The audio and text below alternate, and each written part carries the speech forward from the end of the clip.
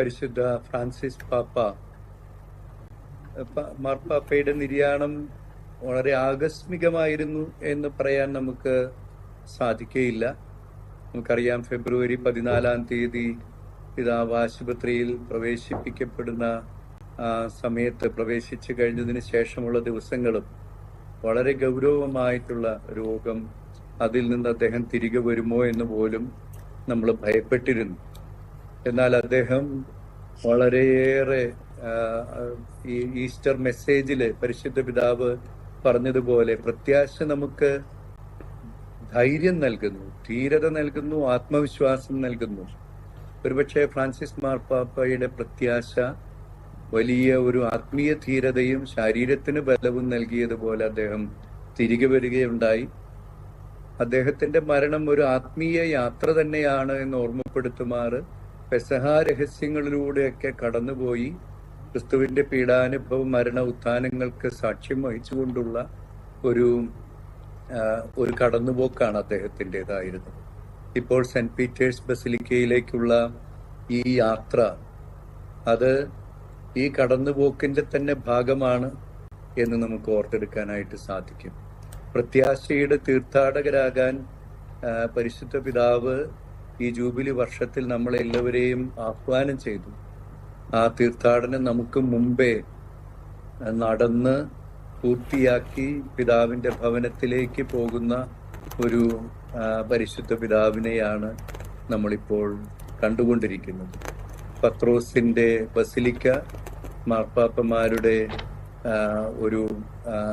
എപ്പോഴും നമ്മൾ മാർപ്പാപ്പമാരെ ബന്ധപ്പെടുത്തുന്നത് പത്രോസിന്റെ ബസിലിക്കയോട് ചേർന്നാണ്. നമുക്കറിയാം, ഒത്തിരിയേറെ പരിശുദ്ധ പിതാക്കന്മാരെ അടക്കം ചെയ്തിരിക്കുന്ന ഈ പത്രോസിന്റെ ബസിലിക്കയിലേക്ക് പരിശുദ്ധ പിതാവിന്റെ ഈ ഭൗതിക ദേഹം പ്രവേശിക്കുമ്പോൾ തീർച്ചയായിട്ടും സഭയുടെ ഹൃദയത്തിൽ, സഭയുടെ മനസ്സറിഞ്ഞ് ശുശ്രൂഷ ചെയ്ത ഒരു പിതാവ് ഇത് സഭയുടെ ഹൃദയത്തിലേക്ക് തന്നെ ആവഹിക്കപ്പെടുകയാണ്.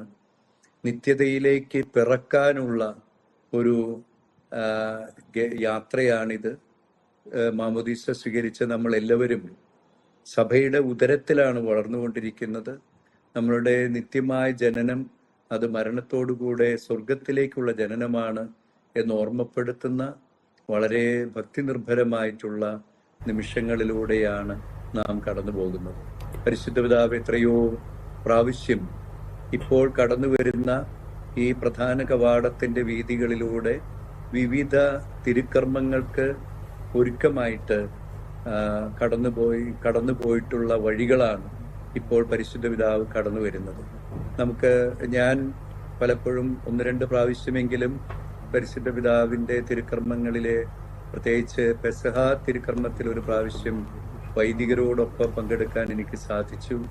ഈ പ്രധാന കവാടത്തിലൂടെ ഉള്ള ഈ കടന്നുവരവ് ഞാൻ മറ്റ് പല പിതാക്കന്മാരിൽ നിന്നും വ്യത്യസ്തമായിട്ട് ശ്രദ്ധിച്ചിരിക്കുന്നത്, എല്ലാവരോടും വളരെ സന്തോഷത്തോടെ കൈകൾ വീശി സംസാരിക്കുന്ന പരിശുദ്ധ പിതാവ്, പക്ഷേ ഈ പത്രോസിന്റെ ബസിലിക്കയുടെ ഈ പ്രധാന കവാടം കടന്ന് തിരുക്കർമ്മങ്ങൾക്കായിട്ട് വരുമ്പോൾ വളരെ ഗൗരവമുള്ള മുഖത്തോടുകൂടെ ആയിരിക്കുന്നത് ഞാൻ കണ്ടിട്ടുണ്ട്. അദ്ദേഹം ഇതിന്റെ ദൃഷ്ടികൾ സൈഡുകളിലുള്ള ജനങ്ങളിലേക്കല്ല, മറിച്ച് എപ്പോഴും അൾത്താരയിലേക്ക്, സ്ലീബായിലേക്ക് നോക്കിക്കൊണ്ട് ഭക്തിനിർഭരമായിട്ട് അൾത്താരയെ സമീപിക്കുന്ന, മധുബഹായെ സമീപിക്കുന്ന ഒരു പരിശുദ്ധ പിതാവിനെയാണ് ഈ ഒരു രംഗം എന്നെ ഇപ്പോൾ ഓർമ്മപ്പെടുത്തുന്നത്.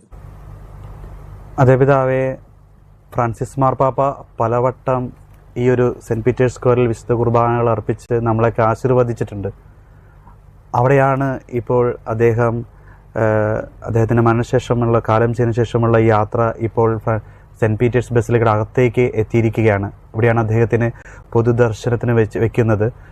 എനിക്ക് തോന്നുന്നു അദ്ദേഹത്തിന്റെ ഇവിടുത്തെ പൊതുദർശനവുമായി ബന്ധപ്പെട്ട് മറ്റ് മാർപ്പാപ്പമാരിൽ നിന്ന് വ്യത്യസ്തമായിട്ട് എന്തെങ്കിലും കാര്യങ്ങൾ ഇവിടെ ഉണ്ടോ? അദ്ദേഹം വെക്കുന്ന പീഠമായിരിക്കോട്ടെ, അദ്ദേഹത്തിനെ സംസ്കരിക്കുന്ന ശവമഞ്ചമായാലും 3 മാറി വെക്കണമെന്നെല്ലാം ഉണ്ട്.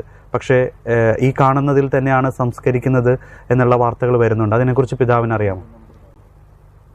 നമുക്ക് എല്ലാവരും പത്രമാധ്യമങ്ങളിൽ നിന്ന് അറിയുന്ന അറിവ് തന്നെയാണ് എനിക്കുള്ളത്.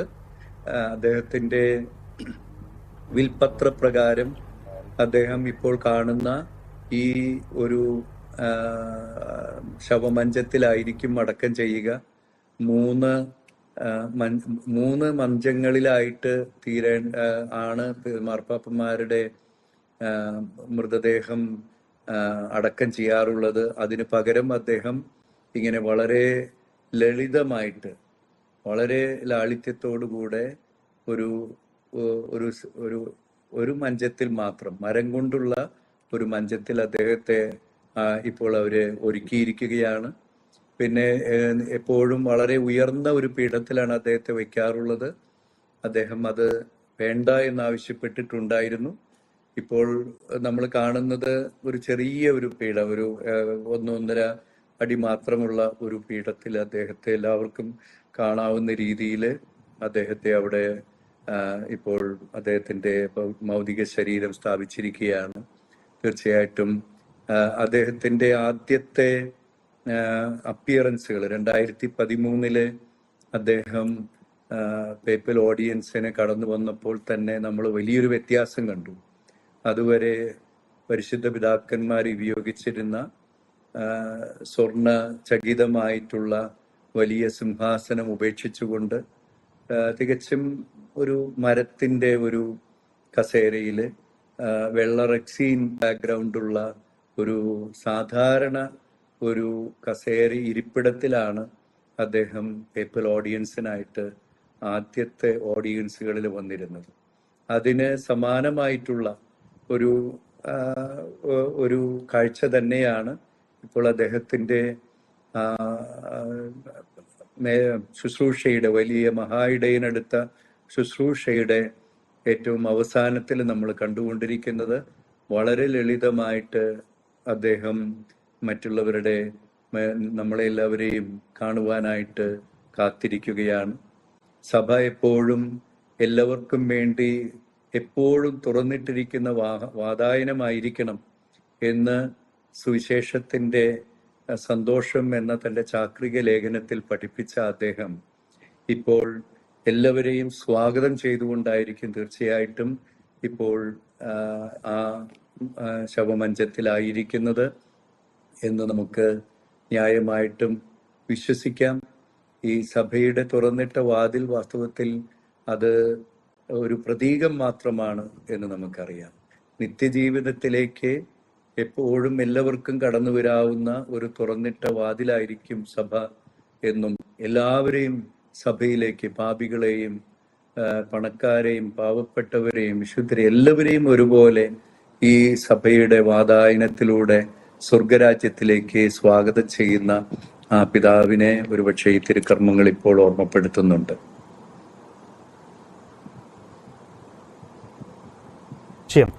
ഇപ്പോൾ നമ്മൾ കാണുന്ന ദൃശ്യം എന്നുള്ളത് സഭയിൽ തന്നെ ചരിത്രത്തിൽ ആദ്യമാണ്. അതായത് സഭയുടെ ഒരു തലവൻ അദ്ദേഹത്തിന്റെ വിയോഗശേഷം ഇതുപോലെ നിലത്ത് കിടക്കുന്ന രീതിയിൽ തന്നെ ഒരു ദൃശ്യം, അത് എനിക്കൊന്നും ഇതുവരെ കണ്ടിട്ടില്ല. നമുക്കൊന്നും അക്സെപ്റ്റ് ചെയ്യാൻ പോലും സാധിക്കാത്ത രീതിയിലാണ്. കാരണം നമ്മുടെയൊക്കെ വലിയ പിതാവ്, വലിയ ഇടയൻ മാർപ്പാപ്പ ഇങ്ങനെ ആ ഒരു സെന്റ് പീറ്റേഴ്സ് സ്ക്വയറിൽ താഴെ അദ്ദേഹത്തിന്റെ ശവമഞ്ചം കിടക്കുന്നു. അദ്ദേഹം ഒരു രാഷ്ട്ര നേതാവും കൂടിയാണ്. ഇത് വലിയൊരു ആദ്യമായിട്ടല്ലേ ഇങ്ങനെ ചരിത്രത്തിൽ തന്നെ ഇങ്ങനെ ഒരു ദൃശ്യം നമ്മൾ കാണേണ്ടി വരുന്നത്? ആദ്യമായിട്ടാണോ എന്ന് എനിക്ക് പറയാനായിട്ട് സാധിക്കില്ല. നമുക്കറിയാം, സഭയുടെ ആരംഭത്തിൽ പരിശുദ്ധ പിതാക്കന്മാരെന്ന് പറയുന്നത് നമ്മളെ പോലെയൊക്കെ സാധാരണ മനുഷ്യരെ പോലെ കാണപ്പെട്ടിരുന്നവരാണ്. കോൺസ്റ്റന്റൈൻ ചക്രവർത്തിയുടെ കാലഘട്ടത്തിൽ കോൺസ്റ്റന്റൈൻ ചക്രവർത്തിയുടെയും ഹെലേന രാജ്ഞിയുടെയും മാനസാന്തരവും അതിനെ തുടർന്ന് റോമാ സാമ്രാജ്യത്തിന്റെ പല ശൈലികളും സഭയുടെ ശൈലികളിലേക്ക് കടന്നു വരികയും റോമാ സാമ്രാജ്യത്തിന്റെ വ്യത്യസ്തങ്ങളായിട്ടുള്ള ആ ഒരു ഘടന, മെട്രാപ്പൊലീസ് തുടങ്ങിയ ആ ഘടനകളൊക്കെ അതേപടി സഭയുടെ ഘടനയായിട്ട് മാറുകയും ചെയ്ത പശ്ചാത്തലത്തിൽ വേണം ഈ ഒരു രാജകീയമായ ഒരു നിറം പേപ്പസിക്ക് ലഭിച്ചത് എന്ന് പറയേണ്ടി വരും. വളരെയേറെ പരിവർത്തനങ്ങൾക്ക് വിധേയമായിട്ടാണ് പേപ്പസി ഇന്ന് നമ്മൾ എത്തി നിൽക്കുന്ന ഈ ഒരു സാഹചര്യത്തിലേക്ക് എത്തിയിരിക്കുന്നത്. അതുകൊണ്ട് തന്നെ ഈ ഒരു കാലഘട്ടത്തിൽ പ്രവാചക ധീരതയോടുകൂടെ പേപ്പസിയുടെ നവീകരണത്തിന് വേണ്ടി പ്രവർത്തിച്ച, നിശ്ചയദാർഢ്യത്തോടുകൂടെ പ്രവർത്തിച്ച ഒരു പാപ്പ എന്ന നിലയിൽ ഇത് തീർച്ചയായിട്ടും അദ്ദേഹത്തിന്റെ മഹാ ഇടയനടുത്ത ശുശ്രൂഷയെ മുഴുവൻ ഓർമ്മപ്പെടുത്തുന്നതാണ്. സുവിശേഷത്തിന്റെ സന്ദേശത്തിൽ തന്നെ, ആ ചാക്രിക ലേഖനത്തിൽ തന്നെ അദ്ദേഹം എഴുതുകയുണ്ടായി, മറ്റുള്ളവരോട് നവീകരണം ആവശ്യപ്പെടുന്ന ഞാൻ തന്നെ പേപ്പസിയുടെ നവീകരണത്തിന് വേണ്ടി പ്രവർത്തിക്കേണ്ടതുണ്ട് എന്ന്. ഒരു ചാക്രിക ലേഖനം എഴുതിയ മാർപ്പാപ്പ തന്നെ തന്നെ പ്രബോധിപ്പിക്കുന്ന ഒന്നായിട്ട് അത് മാറുകയാണ്. അത് അദ്ദേഹം തന്റെ ഈ കഴിഞ്ഞ ഒരു വ്യാഴവട്ടക്കാലത്തെ ശുശ്രൂഷയിലൂടെ വളരെ കൃത്യമായിട്ട് നിറവേറ്റി പേപ്പസിയുടെയും വത്തിക്കാൻ കൂരിയയുടെയും സമഗ്രമായ നവീകരണത്തിന് അദ്ദേഹത്തിന്റെ ശുശ്രൂഷ കാലഘട്ടം സാക്ഷ്യം വഹിച്ചു. അത് ലാളിത്യത്തിലേക്കും ക്രിസ്തുവിന്റെ ജീവിത ശൈലിയിലേക്കും ക്രിസ്തുവിന്റെ മനസ്സറിഞ്ഞുമുള്ള നടപടികളായിരുന്നു എന്ന് നമുക്ക് തീർച്ചയായിട്ടും വിശ്വസിക്കാം. പിതാവേ, അതോടൊപ്പം തന്നെ ഇപ്പോൾ നമുക്ക് കാണാൻ സാധിക്കുന്ന അവിടെ പ്രാർത്ഥനകൾ ആരംഭിച്ചു കഴിഞ്ഞു. ഇനി എന്തെങ്കിലും ഇതുമായി ബന്ധപ്പെട്ട് വിശുദ്ധ കുർബാനയോ മറ്റ് ശുശ്രൂഷകൾ വത്തിക്കാൻ സ്കോറിൽ ഉണ്ടാകുമോ? അതേക്കുറിച്ച് പിതാവിന് അറിയുമോ? എനിക്ക് അതിനെക്കുറിച്ച് വ്യക്തമായിട്ടുള്ളൊരു ധാരണയില്ല. ഞാനിവിടെ നിങ്ങളെപ്പോലെ തന്നെ കേരളത്തിലിരുന്ന് പ്രാർത്ഥനാപൂർവ്വം ഇത് കണ്ടുകൊണ്ടിരിക്കുകയാണ്. ഒരുപക്ഷെ റോമിലെ ഈ കർമ്മങ്ങളുമായി ബന്ധപ്പെട്ട നമ്മുടെ തന്നെ സഭയിലുള്ളവർക്ക് കൂടുതൽ പറയാനായിട്ട് സാധിക്കും. പിതാവ് റോമിലേക്ക് ഇനി പോകുന്നുണ്ടോ? ഞാൻ പോകുന്നില്ല. എനിക്ക് അങ്ങനെ പോകാനിപ്പോ ഒരു അവസരമില്ല. താഴ്ത്തു പിതാവ് പോകാനുള്ള ശ്രമത്തിലാണ്. ആർച്ച് ബിഷപ്പും CBCIയുടെ പ്രസിഡന്റ് എന്ന നിലയിൽ അദ്ദേഹം ഇപ്പോൾ ഹോളി ലാൻഡിലാണ്. അവിടെ നിന്ന് ഒരു ഫ്ലൈറ്റ് കണക്ഷൻ റോമിലേക്ക് കിട്ടുന്നതിന് ഇന്നും പരിശ്രമിച്ചുകൊണ്ടിരിക്കുകയാണ്. എന്നാൽ മറ്റൊരു കാര്യം, പിതാവുമായി ഫ്രാൻസിസ് മാർപ്പാപ്പയുമായുള്ള അങ്ങയുടെ പേഴ്സണലായിട്ട്, അതായത് വ്യക്തിപരമായ ഏതെങ്കിലും സന്ദർഭങ്ങൾ, അനുഭവങ്ങളൊന്ന് പങ്കുവെക്കാമോ? എനിക്ക് ചൂടാറുന്നതിന് മുമ്പ് പറയാവുന്ന ഒരു വാർത്ത എന്ന് പറയുന്നത്, ഒരു ബന്ധം എന്ന് പറയുന്നത്, നമുക്കറിയാവുന്നത് പോലെ ഫ്രാൻസിസ് മാർപ്പാപ്പയുടെ ഈ ശാരീരികമായ അവശത വളരെ ഗൗരവമായിട്ട് വന്നത്, ആശുപത്രിയിൽ അദ്ദേഹം അഡ്മിറ്റ് ചെയ്യപ്പെട്ടത് ഫെബ്രുവരി 14 തീയതിയായിരുന്നു. അതിനു മുമ്പ് 12 ബുധനാഴ്ച ആദ്യം ഒരു പേപ്പൽ ഓഡിയൻസ് ഉണ്ടാകില്ല എന്നാണ് അറിയിച്ചിരുന്നത്. എന്നാൽ ബുധനാഴ്ച, ഒരു തിങ്കളാഴ്ചയോടുകൂടെ വെബ്സൈറ്റിൽ അങ്ങനെ പേപ്പൽ ഓഡിയൻസ് ഉണ്ടാകുമെന്ന് അറിയിച്ചു. ഫെബ്രുവരി 12 ആയിരുന്നു ഫ്രാൻസിസ് മാർപ്പാപ്പയുടെ അവസാനത്തെ ഒരു പേപ്പൽ ഓഡിയൻസ്, ബുധനാഴ്ചകൾ തോറുമുള്ള പേപ്പൽ ഓഡിയൻസ് നടന്നത്. ആ പേപ്പൽ ഓഡിയൻസിൽ പങ്കെടുക്കുവാനായിട്ട് എനിക്ക് സാധിച്ചു. അത് നേരത്തെ കൂട്ടി അങ്ങനെ അനൗൺസ് ചെയ്തിട്ടുണ്ടായിരുന്നില്ലാത്തത് കൊണ്ട് തന്നെ വലിയൊരു ജനക്കൂട്ടം അവിടെ ഉണ്ടായിരുന്നില്ല. മെത്രാന്മാരും ഒത്തിരി പേര് ഇല്ലായിരുന്നു. 6-7 മെത്രാന്മാര് മാത്രമാണ് ഉണ്ടായിരുന്നത്. അതുകൊണ്ട് മാർപ്പാപ്പയോടൊപ്പം ഈ അവസാനത്തെ പേപ്പൽ ഓഡിയൻസിൽ ഉണ്ടാകാനായിട്ട് എനിക്ക് സാധിച്ചു. പോഡിയത്തിൽ ഞാൻ ഉണ്ടായിരുന്നു. ഒരുപക്ഷെ അവിടെ ആദ്യം എത്തിച്ചേർന്നത് ഞാനായിരുന്നു. വലിയ തിരക്ക് പ്രതീക്ഷിച്ചത് കൊണ്ട് പോഡിയത്തിൽ ഞാൻ ഒറ്റയ്ക്കായിരുന്നു കുറെ സമയം ഇരുന്നത്. പിന്നീട് ബ്രസീലിലെ സാവോ പാവുളോയുടെ കർദിനാള്, ഒരുപക്ഷെ അടുത്ത പാപ്പാബിലിയായിട്ടൊക്കെ അറിയപ്പെടുന്ന കാർഡിനൽ ഷേറർ, അദ്ദേഹം അവിടെ സന്നിഹിതനായിരുന്നു. അദ്ദേഹത്തോടൊപ്പം പേപ്പൽ ഓഡിയൻസിൽ ഉണ്ടാകാനായിട്ട് എനിക്ക് സാധിച്ചു. ഇപ്പോൾ അവിടെ സ്ക്രീനിൽ കണ്ടുകൊണ്ടിരുന്നത് ഒരു കടന്നുപോയൊരു ചെറിയൊരു രംഗം ഒന്ന് പറയാൻ ഞാൻ ആഗ്രഹിക്കുകയാണ്. വലത്തെ സൈഡിൽ ആ വെളുത്ത മുടിയുള്ള സിസ്റ്റർ നത്തലി ബൊക്ക, അവരാണ് ഒരുപക്ഷെ വത്തിക്കാനില് മാർപ്പാപ്പയുടെ ആ ഒരു പേപ്പൽ കൂരിയയുടെ നവീകരണത്തില് വളരെ വിപ്ലവകരമായി ഒരു മാറ്റം നടന്ന ഒരു പ്രതീകം കൂടിയാണ് സിസ്റ്റർ നത്തലി ബൊക്ക. അവര് മെത്രാന്മാരുടെ സിനഡിനെ കുറിച്ചുള്ള അല്ലെങ്കിൽ സിനഡിന്റെ ആ ഡിക്കാസ്ട്രിയുടെ അണ്ടർ സെക്രട്ടറി ആയിട്ട് മാർപ്പാപ്പ അപ്പോയിന്റ് ചെയ്ത വ്യക്തിയാണ്. 2 അണ്ടർ സെക്രട്ടറിമാര് ആ ഡിക്കാസ്ട്രിയുടെ പ്രീഫെക്ട് എന്ന് പറയുന്നത് മാർപ്പാപ്പ തന്നെയാണ്. അതിന്റെ സെക്രട്ടറി കാർഡിനൽ ഗ്രേഫ് ആണ്. അതിലെ അണ്ടർ സെക്രട്ടറിമാരെന്ന് പറയുമ്പോൾ വളരെ പ്രധാനപ്പെട്ട ഒരു പോസ്റ്റിലുള്ള ഒരു വ്യക്തിയായിട്ട് ഒരു സ്ത്രീ തന്നെ നിയമിക്കപ്പെടുന്നത് ആദ്യമാണ്. അതുകൊണ്ട് തന്നെ കഴിഞ്ഞ സിനഡിൽ മെത്രാന്മാരുടെ സിനഡിൽ വോട്ടവകാശമുള്ള ഒരു സാന്നിധ്യമായിരുന്നു സിസ്റ്റർ നത്തലി ബൊക്കാത്തിൻ്റെത്. ഈ ഫെബ്രുവരി 12-ാം തീയതി ആ ദിവസം തന്നെ എനിക്ക് അവരെയും സന്ദർശിക്കാൻ സാധിച്ചു. ഞാൻ പറഞ്ഞു വന്ന ആ പേപ്പൽ ഓഡിയൻസ്, അതിലേക്ക് ഞാൻ തിരികെ വരികയാണ്. അത് വളരെ എന്നെ സ്പർശിക്കുന്നതായിരുന്നു. കാരണം മാർപ്പാപ്പ വളരെയേറെ പരിക്ഷീണിതനായിരുന്നു. അദ്ദേഹം പ്രിയ സഹോദരീ സഹോദരന്മാരെ എന്നുള്ള ഒറ്റ വാക്യം മാത്രമാണ് പറഞ്ഞത്. മറ്റ് സംസാരിക്കാനുള്ള ആരോഗ്യമില്ലാതിരുന്നത് കൊണ്ട് ഒരു വൈദികനാണ് മാർപ്പാപ്പയ്ക്ക് വേണ്ടി തന്റെ സന്ദേശം അവിടെ വായിച്ചത്. എന്നാൽ അതിനുശേഷം മാർപ്പാപ്പയ്ക്കടുത്ത് ശ്ലൈഹിക ആശീർവാദം കൊടുത്തതിന് ശേഷം ഈ ഞങ്ങൾ 6-7 പിതാക്കന്മാരെ അദ്ദേഹം കാണുവാനായിട്ട് തയ്യാറായി. കാർഡിനൽ ഷേററിന് തൊട്ടു പിന്നാലെ ഞാന് മാർപ്പാപ്പയെ കാണുകയുണ്ടായി.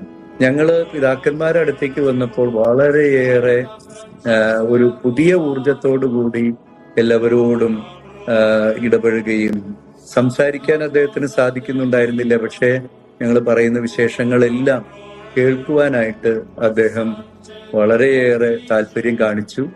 ഞാൻ അവിടെ ഈ ഫെബ്രുവരി 12-ാം തീയതി ചെന്നപ്പോൾ മാർപ്പാപ്പയ്ക്ക് ഒരു സമ്മാനമായിട്ട് കൊണ്ടുപോയത് സിറോ മലബാർ സഭ കഴിഞ്ഞ ഒരു 4 വർഷക്കാലം വിവിധ ഗവേഷകരുടെ നേതൃത്വത്തിൽ നടത്തിയ മാർത്തോമാ ശ്ലീഹായുടെ പ്രേക്ഷിത പ്രവർത്തനങ്ങളെ കുറിച്ചുള്ള ഇന്ത്യയിലെ അപ്പോസ്റ്റലേറ്റിനെ കുറിച്ചുള്ള ഒരു ഗവേഷണ ഗ്രന്ഥം അത് മാർപ്പാപ്പയ്ക്ക് സമ്മാനിക്കുകയും അതിനെക്കുറിച്ചുള്ള വിശദീകരണങ്ങൾ ഞാൻ പറഞ്ഞപ്പോൾ വളരെയേറെ താല്പര്യത്തോടുകൂടെ സമയമെടുത്ത് അദ്ദേഹം അത് ശ്രവിക്കുകയും ചെയ്തു. അതെനിക്ക് ഒത്തിരി വലിയൊരു അംഗീകാരമായിട്ടും വലിയൊരു അഭിമാനമായിട്ടും തോന്നുകയാണ്. അതിനുശേഷം മാർപ്പാപ്പ തീർച്ചയായിട്ടും ആ ദിവസങ്ങളിൽ തന്നെ, ഞാൻ അവിടെ ഉള്ളപ്പോൾ തന്നെ വളരെ ഗുരുതരമായിട്ട് ആശുപത്രിയിൽ അഡ്മിറ്റഡായി. ആ ദിവസങ്ങളിൽ തന്നെ ഒരുപക്ഷെ അദ്ദേഹത്തിന്റെ അപ്പസ്തോലിക ശുശ്രൂഷ അവസാനിക്കുമെന്ന് പോലെ എല്ലാവരും കരുതിയിരുന്നു. എന്നാൽ അദ്ദേഹം വീണ്ടും ഈ പെസഹ രഹസ്യങ്ങളിലൂടെ കടന്നുപോയി ഇപ്പോൾ നമ്മോട് യാത്ര പറയുകയാണ്.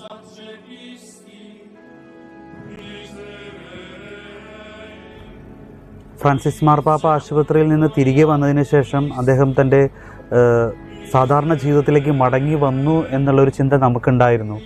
നമ്മളെല്ലാവരും ഒരുപാട് ഈസ്റ്റർ ദിനത്തിലെ ആശീർവാദമൊക്കെ നമുക്ക് ലഭിച്ചപ്പോൾ ഒരുപാട് പ്രതീക്ഷിച്ചിരുന്നു. തീർച്ചയായിട്ടും. പക്ഷേ എന്നാൽ നമുക്കറിയാം, നമ്മള് അത് വളരെ യാഥാർത്ഥ്യ ബോധത്തോടെ ചിന്തിക്കുമ്പോൾ ഒരു മനുഷ്യൻ ദീർഘകാലമായിട്ട് പതിറ്റാണ്ടുകളായിട്ട് ഒരു ലെൻസിലൂടെ മാത്രം ശ്വസിച്ചുകൊണ്ടിരുന്ന ഒരു മനുഷ്യൻ ഇത്രകാലം ജീവിച്ചത് തന്നെ വലിയൊരു അത്ഭുതമാണ്. അത് തമ്പുരാന്റെ വലിയ ഒരു പരിപാലനയുടെ ഒരു കരമാണ് എന്നതിൽ സംശയമില്ല. അതുകൊണ്ട് അദ്ദേഹം അങ്ങനെ നമുക്ക് വളരെ ദൈവത്തിന്റെ ഹിതം വളരെ യാഥാർത്ഥ്യ ബോധത്തോടുകൂടെ ഉൾക്കൊള്ളാമെന്നാണ് എനിക്ക് തോന്നുന്നത്. ഒരുപക്ഷെ മാർപ്പാപ്പയ്ക്ക് വീണ്ടും തിരികെ വരാൻ സാധിച്ചതും ഈസ്റ്റർ ബ്ലെസ്സിങ് നമുക്ക് നൽകാൻ സാധിച്ചതും നമ്മെ പ്രതിയാണെന്ന് ഞാൻ കരുതുകയാണ്. ഒരുപക്ഷെ വിശ്വാസ സമൂഹത്തിന് ഈ ഒരു ഈസ്റ്റർ കാലഘട്ടത്തിൽ ഈ ശ്ലൈഹികമായ ആശീർവാദം സ്വീകരിക്കുവാൻ ഭാഗ്യം ലഭിച്ചു. അത് ദൈവത്തിന്റെ വലിയ പരിപാലനയാണ് എന്നതിൽ നമുക്ക് സന്തോഷിക്കാം. സഭയുടെ ശുശ്രൂഷയില് മാർപ്പാപ്പമാർ തുടങ്ങി കർദിനാൾമാര്, മെത്രാന്മാര്, വിവിധ ശുശ്രൂഷകൾ ഏറ്റെടുക്കുന്നവരെല്ലാം ഈ 2000 വർഷത്തെ പാരമ്പര്യമുള്ള സഭയുടെ ആ ശുശ്രൂഷയിൽ തങ്ങളുടേതായ ഉത്തരവാദിത്തങ്ങൾ ഏറ്റെടുത്ത് ആ ദൈവത്തിന്റെ പദ്ധതി പൂർത്തിയാകുമ്പോൾ തിരികെ പോകാനുള്ളവരാണ്. പ്രവാസികളെ കുറിച്ച് ദീർഘമായിട്ട് സംസാരിച്ചിട്ടുള്ള മാർപ്പാപ്പയാണ് ഫ്രാൻസിസ് മാർപ്പാപ്പ എന്ന് നമുക്കറിയാം. പ്രവാസികളെ കുറിച്ച് സംസാരിക്കുക മാത്രമല്ല, അദ്ദേഹം തന്നെ പ്രവാസികളായ മാതാപിതാക്കളുടെ മകനാണ്, സ്വയം പ്രവാസിയായിട്ട് കണ്ടിരുന്നു. അതുകൊണ്ട് തന്നെ എനിക്ക് തോന്നുന്നു അദ്ദേഹത്തിന്റെ കടന്നുപോക്ക് തന്റെ ഈ ലോക ജീവിതത്തിലെ പ്രവാസം പൂർത്തിയാക്കി അദ്ദേഹം സ്വർഗത്തിലേക്ക് തിരികെ പോകുന്നു. അതാണ് ക്രൈസ്തവ വിശ്വാസം നമ്മെ പഠിപ്പിക്കുന്നത്. നമുക്ക് ആർക്കും ഈ ലോകം നമ്മുടെ നിത്യവസതിയല്ല എന്നുള്ളത് കൊണ്ട് തന്നെ നമ്മൾ ഈ കടന്നുപോക്കിന് എപ്പോഴും തയ്യാറാകണം എന്നുള്ളത് എനിക്ക് തോന്നുന്നു പരിശുദ്ധ പിതാവിന്റെ ദേഹവിയോഗം നമ്മെ എല്ലാവരെയും ഓർമ്മപ്പെടുത്തിക്കൊണ്ടിരിക്കുന്നുണ്ട്. ഈ കടന്നുപോക്ക് നമുക്കും ഉള്ള ഒരു പാഠമാണ്.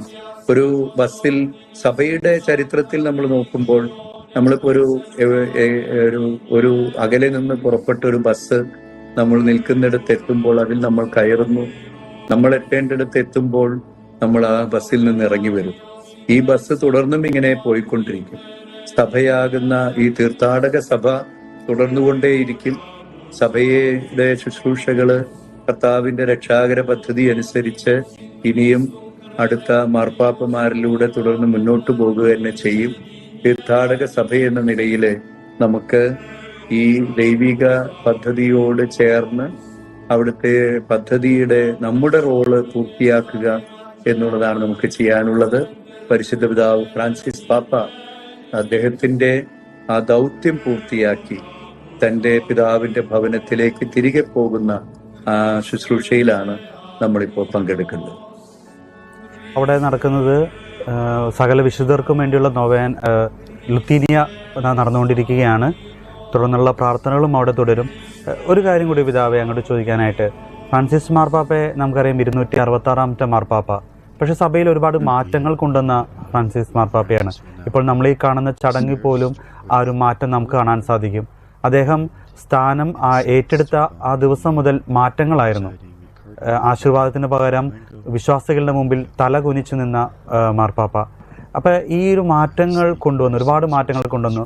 പിതാവ് നേരത്തെ പറഞ്ഞ ആ ഒരു സിസ്റ്ററിന്റെ കാര്യം, അങ്ങനെ വനിതകൾക്കൊക്കെ പ്രാധാന്യം കൊടുത്ത് കർദിനാൾമാരും മെത്രാന്മാരും ചെയ്തിരുന്ന ചില മേഖലകളിലേക്കൊക്കെ വനിതകൾക്ക് സ്ഥാനം നൽകിയ ഫ്രാൻസിസ് മാർപ്പാപ്പയാണ്. ഈ മാർപ്പാപ്പയുടെ വിയോഗത്തെ തുടർന്ന് സഭയിൽ ഈ ഒരു മാറ്റം ഇതുപോലെ തന്നെ ഇനി മറ്റ് കണ്ടിന്യൂ ചെയ്യും, അല്ലെങ്കിൽ ഈ ഒരു മാറ്റത്തെ എങ്ങനെ അത് ബാധിക്കും? ഞാൻ പറഞ്ഞു നിർത്തിയെടുത്തുനിന്ന് തന്നെ തുടങ്ങുന്നതായിരിക്കും നല്ലത്. നമുക്കെല്ലാവർക്കും നമ്മുടേതായ ദൗത്യങ്ങളുണ്ട്. ഫ്രാൻസിസ് മാർപ്പാപ്പയ്ക്ക് മാർപ്പാപ്പയുടേതായിട്ടുള്ള ആ ദൗത്യം അദ്ദേഹം വളരെ വിജയകരമായിട്ട്, സ്തുത്യർഹമായിട്ട് അദ്ദേഹം നിർവഹിച്ചു. അദ്ദേഹത്തിന്റെ ഈ പാപ്പ കാലഘട്ടം വളരെയേറെ നവീകരണങ്ങൾക്ക് കാരണമായി. ഈ നവീകരണങ്ങൾ എപ്പോഴും, മാറ്റം എപ്പോഴും ഒത്തിരിയേറെ അസ്വസ്ഥതകൾ സൃഷ്ടിക്കുമെന്ന് നമുക്കറിയാം. പ്രത്യേകിച്ച് തീവ്ര യാഥാസ്ഥിക വിഭാഗങ്ങൾക്കൊക്കെ ഈ പോകുന്നത് പോലെ പോകാനും നൂറ്റാണ്ടുകൾ തുടരുന്ന അനുഷ്ഠാനങ്ങൾ അതേപടി പോകാനും ഒക്കെ ആണ് താല്പര്യമുണ്ടാകുക. അപ്പോൾ ഏത് മാറ്റവും ഒരു വിഭാഗത്തെ നിരന്തരം അസ്വസ്ഥതപ്പെടുത്തിക്കൊണ്ടിരിക്കും. എന്നാൽ നമുക്കറിയാം, സഭയെക്കുറിച്ച് സഭാപിതാക്കന്മാരുടെ കാലഘട്ടത്തിൽ തന്നെ നമ്മൾ പറഞ്ഞു കേൾക്കുന്നതാണ് എക്ലേസിയ സെംപർ റിഫോർമാത. സഭ എപ്പോഴും നിരന്തരമായ നവീകരണത്തിലൂടെ കടന്നു പോകുന്നവളാണ്. 2000 വർഷത്തെ സഭയുടെ ചരിത്രം നമ്മെ പഠിപ്പിക്കുന്നത് അതാണ്. ഫ്രാൻസിസ് മാർപ്പാപ്പയുടെ കാലഘട്ടത്തിൽ അദ്ദേഹത്തിൽ നിന്ന് ദൈവം ആവശ്യപ്പെട്ടവ സംഭവിച്ചു. ജോൺ 23-ാം മാർപ്പാപ്പയുടെ കാലഘട്ടത്തിൽ ഇതുപോലെ തന്നെ സഭ ചിന്തിച്ചിട്ടുണ്ട്. വളരെ കുറച്ചു കാലം മാത്രം, ഒരുപക്ഷെ ഒരു ഗ്യാപ്പ് ഫില്ല് ചെയ്യാൻ മാത്രമായിട്ടൊരു പ്രായം ചെന്ന മാർപ്പാപ്പയെ സഭയ്ക്കായിട്ട് ആ കോൺക്ലേവിൽ തിരഞ്ഞെടുത്ത എങ്കിലും ഒരുപക്ഷെ അന്ന് ആ കോൺക്ലേവിൽ പങ്കെടുത്ത കർദിനാൾമാര് ചിന്തിച്ചത്, ഇദ്ദേഹത്തിന്റെ കാലഘട്ടത്തിൽ ഇപ്പോൾ പോകുന്ന പോലെ കാര്യങ്ങൾ നടത്തിക്കൊണ്ടു പോകുക, അതിനിടയില് ശരിക്കും ഒരു ദീർഘകാലം ഈ സഭയെ നയിക്കാൻ പറ്റുന്ന ഒരു മാർപ്പാപ്പ ഉദയം ചെയ്യും എന്നുള്ള പ്രതീക്ഷയോടുകൂടിയാണ് ജോൺ 23-ാം മാർപ്പാപ്പ അന്ന് തെരഞ്ഞെടുക്കപ്പെട്ടത് എന്നാണ് ചരിത്രം നമ്മെ ഓർമ്മപ്പെടുത്തുന്നത്. അദ്ദേഹം ആ കർദിനാൾമാര് ചിന്തിച്ചിരുന്നത് പോലെ തന്നെ അധിക കാലം മാർപ്പാപ്പയായിട്ട് ഉണ്ടായിരുന്നില്ല. കാരണം വളരെയേറെ പ്രായാധിക്യത്തിലിരുന്ന ഒരു മനുഷ്യനെയാണ്, ഒരു ആർച്ച് ബിഷപ്പിനെയാണ്, പേട്രിയാർക്കിനെയാണ് അന്ന് മാർപ്പാപ്പയായിട്ട് തിരഞ്ഞെടുത്തത്. എന്നാൽ ആ ഉള്ള കുറച്ചു കാലം അദ്ദേഹത്തിൽ നിന്ന് ദൈവം ആവശ്യപ്പെട്ട കാര്യങ്ങൾ സഭയുടെ തുടർന്ന് അങ്ങോട്ടുള്ള ഈ നൂറ്റാണ്ടിനെ മുഴുവൻ സ്വാധീനിക്കുന്ന, ഈ നൂറ്റാണ്ടിന്റെ മുഴുവൻ ഗതി നിർണയിക്കുന്ന വലിയ മാറ്റത്തിലേക്ക് നയിച്ച രണ്ടാം വത്തിക്കാൻ സുനോദോസ് ആയിരുന്നു. ആ സുനോദോസ് വിളിച്ചു കൂട്ടുവാൻ ഒരുപക്ഷെ സഭ, കർദിനാൾമാര് പോലും ഒട്ടും പ്രിപ്പയർഡ് അല്ലാതിരുന്ന, ഒരുങ്ങിയിട്ടില്ലാതിരുന്ന ഒരു കാലഘട്ടത്തിൽ അദ്ദേഹം ദൈവം ആവശ്യപ്പെട്ട ആ ദൗത്യം പൂർത്തിയാക്കി ചരിത്രത്തിൽ വലിയ ഒരു ഇടം ഏറ്റെടുക്കുകയുണ്ടായി. അന്ന് അദ്ദേഹം പ്രതീകാത്മകമായി ചെയ്തത് ആ മാർപ്പാപ്പമാരുടെ കൺസിസ്റ്ററി നടക്കുന്ന ആ ഹാളില് അതിന്റെ ജനലുകൾ തുറന്നിട്ടുകൊണ്ട് അദ്ദേഹം അന്ന് പറഞ്ഞു, സഭയിലേക്ക് കുറച്ച് ശുദ്ധമായി കടക്കട്ടെ എന്ന് പറഞ്ഞു. സഭ ലോകത്തിൽ നിന്ന് നേരിടുന്ന വെല്ലുവിളികളെ ചെറുത്തു തോൽപ്പിക്കാനായിട്ട് സഭയുടെ വാതായനങ്ങൾ അടയ്ക്കുകയും മതിലുകൾ ഉയർത്തിക്കെട്ടുകയും ചെയ്തിരുന്ന ഒരു കാലഘട്ടത്തിൽ നിന്ന് വലിയൊരു വിപ്ലവകരമായ മാറ്റമാണ് അന്ന് അവിടെ സംഭവിച്ചത്. ലോകത്തിൻ്റെതായിട്ടുള്ള അവരെ ശ്രവിക്കുന്ന ഒരു സഭയെ നമ്മൾ കണ്ടെത്തുകയുണ്ടായി. അതിനെ തുടർന്ന് വന്ന മാർപ്പാപ്പമാരൊക്കെ ഈ ഒരു സ്പിരിറ്റ് നിലനിർത്തിക്കൊണ്ടാണ് മുന്നോട്ട് പോയിക്കൊണ്ടിരുന്നത് എന്ന് നമുക്കറിയാം. എന്നാൽ ഫ്രാൻസിസ് മാർപ്പാപ്പയുടെ സമയമാകുമ്പോൾ നാം കാണുന്ന വലിയൊരു വിപ്ലവം എന്ന് പറയുന്നത് അദ്ദേഹം സഭയുടെ വാതായനങ്ങൾ തുറന്നിട്ട് അവിടെ നിന്ന് ഇങ്ങോട്ട് ഫ്രഷ് എയർ കടത്തു വരിക എന്ന് മാത്രമല്ല, ഈ സഭയുടെ ക്രിസ്തു സാക്ഷ്യം ജനങ്ങളുടെ ഇടയിലേക്ക് എത്തുകയും ഫ്രാൻസിസ് മാർപ്പാപ്പ ഒരുപക്ഷെ ജനമധ്യത്തിൽ നിന്ന് അവരുടെ ചുടുനിശ്വാസമൊക്കെ ഏറ്റെടുത്തുകൊണ്ട് അതിനോടുകൂടെ പ്രത്യുത്തരിക്കുന്ന ഒരു സഭയുടെ സ്വരമായിട്ട്, സഭയുടെ ഒരു ലോകത്തോടുള്ള സുവിശേഷ പ്രഘോഷണമായിട്ട് അദ്ദേഹത്തിന്റെ ശുശ്രൂഷകളെ ഒരുപക്ഷെ നമുക്ക് കാണാനായിട്ട് സാധിക്കും. ജനങ്ങളുടെ ഇടയിൽ നിന്ന് സംസാരിക്കുന്ന പാപ്പയായിരുന്നു. അവരുടെ വികാരങ്ങൾ അറിയുമായിരുന്നു.